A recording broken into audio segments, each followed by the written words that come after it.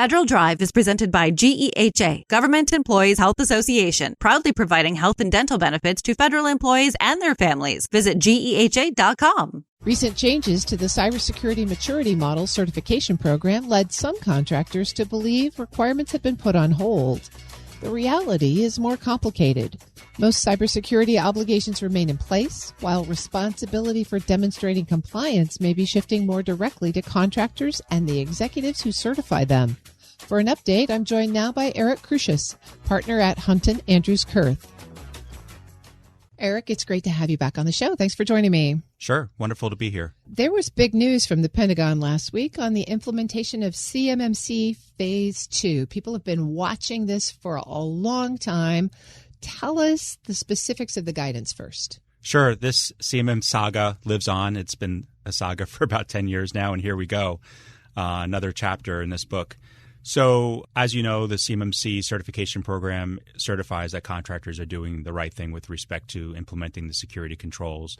Phase 1, which started last November, would default to self-certifications for levels 1 and 2 if contractors had controlled unclassified information. Phase 2 would default to third-party certifications instead of self-certifications.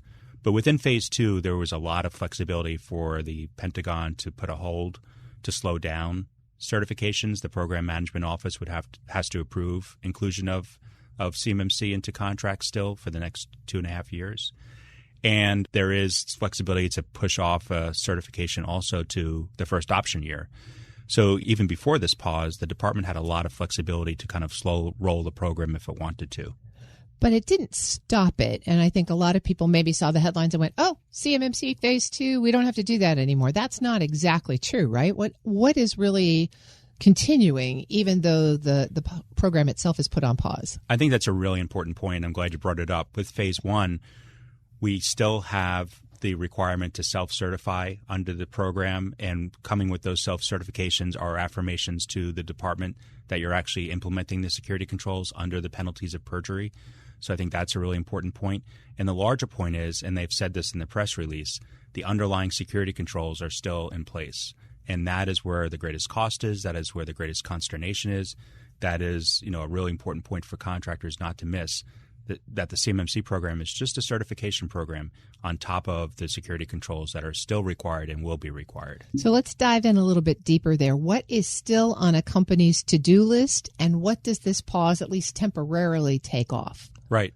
So for the last 9 years or so, companies that have had defense contracts have had an obligation to comply with NIST Special Publication 800-171. Part of DFARS Clause 252, 204, 7012. And that obligation has always existed. It continues to exist. It probably will exist into the future. And that obligation is still there. And the only thing that has slowed down or temporarily been reprieved for now, and I wouldn't even call it a temporary reprieve because this new phase wasn't starting till November anyway, but was a review of what that scope of third-party certification should look like. And that's the thing that seems to be on the table right now. Do you worry that some companies will interpret this as a permission to slow down cybersecurity investments overall? And if they do take that approach, what risk might it create for them later? Right. That's a great question also. And I do worry, and I've actually even heard anecdotal stories from others, not my own clients, but others, that has happened already within the last week or so since the announcement has been made, where companies are saying, well, let's see if we actually have to put these security controls in, and they're interpreting the department's announcement as a lack of commitment to cybersecurity. Now, they could, like you said, they could pay for that later on because there's still a requirement there. It's still in their contracts. And that means down the road, there could be a False Claims Act suit. There could be a whistleblower suit. Those have proliferated in the last couple of years, and they will proliferate any more if the department somehow backs away from a third-party certification requirement. Eric Crusius is a partner at Hunton-Andrews-Kurth. So, Eric, let's go a little bit further there because you make a counterintuitive argument that self-certification here, which is still required, may actually increase risk. So how can reducing oversight by DoD actually create greater exposure for the contractors? That's a very interesting question. And it's true. It does seem counterintuitive at times because if you are a contractor and you go in and get a certification by a third party, the risk of the department coming in and saying you did something wrong or you were reckless in how you implemented your security controls is a lot less because you had a third party who is certified to do so come in and saying that you're doing things right. Now, the risk is still not zero because you could have scoped your system incorrectly, whether purposefully or recklessly. You could have changed the security controls since you had your assessment done. But that assessment really acts as an insurance policy against later on allegations that you weren't performing properly with respect to these security controls. And that's where the risk of the false claims action or the whistleblower action comes in. Exactly. And, just a few years ago, the department announced the Civil Cyber Fraud Initiative, which is still ongoing. They're looking at contractors who self-certify under these regulations. If you look at the DOJ press releases, from time to time, as I do, there is a steady stream of contractors that have been investigated and found to not be compliant with these security controls, having to pay fine in the hundreds of thousands or millions of dollars. And that is further evidence, that these certifications as a whole are not really working. One of the concerns that's been on the table since this Phase 2 rule went into effect was that there just weren't enough of the third-party certifiers to make this a viable program. Do you think part of that is underlying this pause? Maybe it's a review of the marketplace? I think so, and I've had those concerns as well. But what I've seen borne out over the last year or so is that the amount of certifications that have been done have exceeded what the department's estimates were the first year. So it's a show that the ecosystem has really picked up the slack. And there are some C3PAOs who do these certifications who do have kind of a backlog, but there are quite a few who don't also. So, if you do call around and look for one, for most companies, they can get on a calendar pretty quick.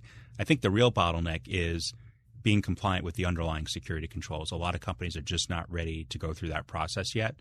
And I think that's further evidence that a third-party certification program could be very helpful in enforcing those requirements. So if you are an executive and you're going to sign that self-attestation today, or you're on the board of a company trying to figure out if you can actually say we're compliant, while the suspension is in effect, what are the documentary evidence pieces or other sorts of things you should make sure you've got lined up so that when the pause is lifted, whatever the new procedures might be, you're in good shape? Exactly, yeah. So still making sure that those security controls are in place, documenting compliance with each one of those controls, whether you're doing it yourself or having a third party come in and help you do it. And those affirmations, we have under the Supreme Court case that came out, it's about 10 years ago now, Escobar, implicit certifications are a basis under the False Claims Act for liability. But here we don't have implicit certifications anymore. Arguably, I could argue the opposite if I have a case involving it. Explicit certifications are happening because companies have to put in these affirmations in even under Phase 1. And I think that's a huge risk that these companies have. And I just may add that a lot of companies who are operating a compliance system welcome the third-party certifications because they were at a competitive disadvantage with companies that had not implemented those security controls. So their costs, those compliant companies' costs were much higher, all things being equal, because they took the time and energy to put those controls in, and some companies had not. So if they're bidding on the same contract, that compliant company has the burden of that overhead and G&A of that cost, whereas the non-compliant company doesn't. And the department often chooses the less expensive solution, irrespective of what security controls have been put in place. The third-party certification process put those companies on an even playing field. That's a really interesting consideration. And I'm wondering, too, any differences in what's on the table or what the risks are facing primes versus small businesses at this point? Right. So the interesting thing about the CMMC program is it's very much a scale program. So if you're a small business, you have a smaller enclave, you have less information. The security costs are less, and the implementation costs are less, and the CMMC certification costs are less. So studies that were done by the FAR Council years back showed that the cost for implementation of the security controls were about $500,000 for other than small businesses and about $150,000 for small businesses. That's remaining. The cost of a CMMC assessment, anecdotally, I've heard for small businesses is $20,000 to $30,000, $40,000, depending on the size of their enclave or the size of their system. So, there's definitely a scaling aspect to this program where small businesses do have kind of less of a burden than large businesses, maybe not as a percentage of their overall revenue and budget, but from a pure dollar standpoint, because the burden that they have is kind of the same as the complexity of their system. As the complexity goes up, as they get more contracts, there's more of a burden. So DoD is about to embark on this 60-day review. What will you be watching? Are you expecting them to sort of go in a closet and come out after 60 days with nothing between now and then? Or will they be sending some signals along the way to give you a clue about which direction they're headed? I don't think there'll be intentional signals along the way. We may pick up things from the outside, of course, as this process goes on. There's an RFI that's out there where interested parties should submit comments and their thoughts. There are ways certainly to improve the program. Maybe, the personnel that's required to do an assessment, pare that down a little bit so you could free up more capacity within the system. There are certain positions that require a Tier 3 clearance. Maybe lower that standard a little bit so you can get more people into the system. There's a lot of people waiting to enter into the ecosystem who can't right now. Those are some very simple things where the department can unleash, a lot more capacity onto the ecosystem itself and meet any kind of demand that could be anticipated. But to answer your original question, I don't think we'll hear very much between now and that 60-day date. And I don't know that we'll hear anything on day 60. They may use that time to kind of take in the feedback that they got from industry and from interested parties and then report back at some later date. But they do have a hard deadline on November 10th because the regulations say this has to happen on November 10th. So absent any kind of regulatory changes, that has to happen on November 10th. Eric Crusius is a partner at Hunton-Andrews-Kurth. Eric, I always appreciate your breaking a very complex subject down into simple terms that we can take on and take action against. Absolutely. Wonderful to be here. We'll post this interview at federalnewsnetwork.com/Federal Drive. Hear the Federal Drive on demand. Subscribe wherever you get your podcasts.